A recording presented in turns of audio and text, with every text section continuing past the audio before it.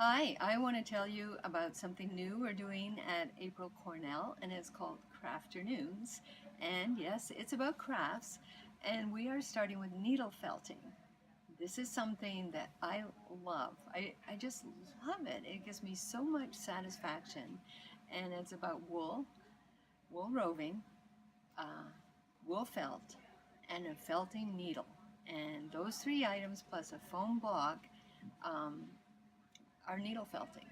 And you can create beautiful little florals, vignettes, all kinds of things with it. But it's very simple to learn. I think of it as painting with wool. Because of the woolly nature of wool, what you do has an impressionistic sort of effect, which really enhances the beauty of it. I'm going to show you our kits that we are just starting to sell online, actually. And this is our um, old-fashioned rose. Isn't that pretty? So you get two squares of felt, like that. And there are two colors that go with the palette that's in there.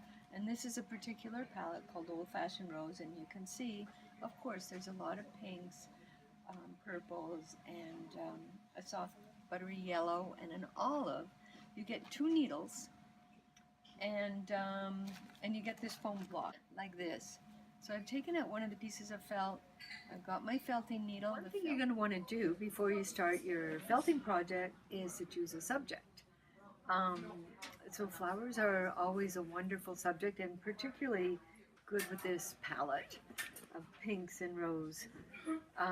These are a little bouquet of roses from our garden out back here at the office, and a rose of Sharon, which pretty much reflect the colors of this palette. So I'm going to start with those. And then what I do is I sort of look at my image and make a general shape that is like that image, which is, I'm going to have the roses, and then I'm going to have my rose of Sharon over there. Maybe I'll put a little vase on the bottom. Let's see.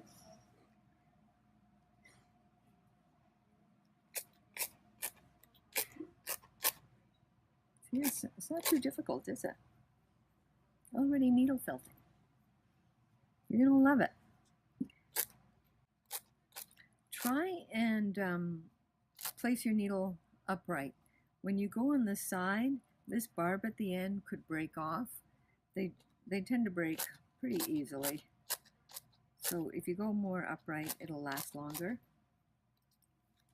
Now, thinking about that rose of Sharon, which is really a violet, but I don't have violet. So I might take two of these and just kind of twist them together a bit. And the rose of Sharon really has more of a trumpet shape. So I'm going to make a little more of an oblong shape.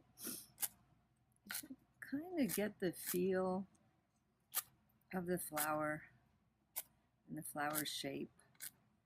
That gives a lot of expression. See how pretty that is? And you see how I can go around the edges and tuck in the hairy bits like that. And you can keep going back. See how I'm pulling that out? Keep going back and refining and adjusting. But if we've got our general shape in there, starting to see, okay, I've got a bouquet of roses. I've got my rose of Sharon over there. Kind of pretty composition. It's definitely going to need some green. So again, these are more elongated and a little bit spiky. The leaves for the rose of Sharon, but I'm gonna. And look, you can just pull that out once you've done it if you don't, it's kind of gone in the wrong spot or you're not liking it.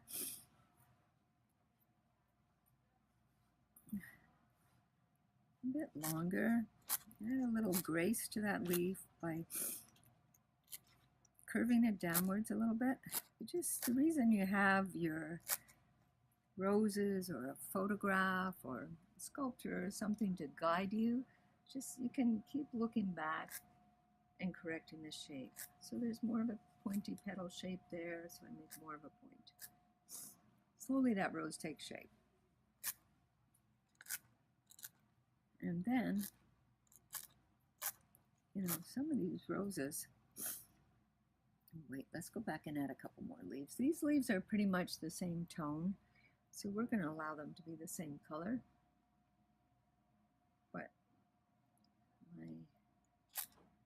to, you know, separate the flowers and to give a little distinctiveness, I can tuck in the rose leaves, the rose in between the roses. You know, rose leaves are kind of pointy. These are kind of scrappy, to tell you the truth, but they're pointy and jagged, so they're not round and smooth. So knowing what the shape is going to help you create the look. So you can just say in your head, that's kind of a pointy, jagged shape, or that's kind of a rounded, elongated shape. And just keep adding those little elements. And though you can do this very quickly, you can spend a lot of time refining the details and creating the depth to make it more interesting. I don't have the colors for a clear glass vase, but what would I want to put? Maybe I could use a bit of a yellow. No, that's going to be a little bit too light, or actually, you know, maybe I could use a bit of a yellow and green. Get a bit of my green over there. Take a bit of yellow and a bit of green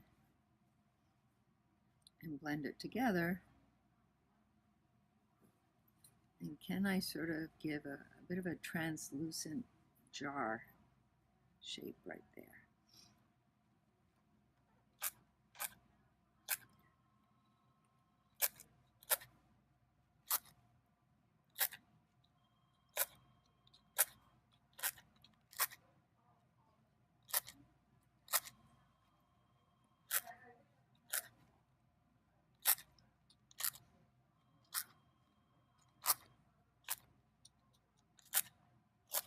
So we're getting our little vase. And have some stems coming in, and we'll get back to you a little later with the final results.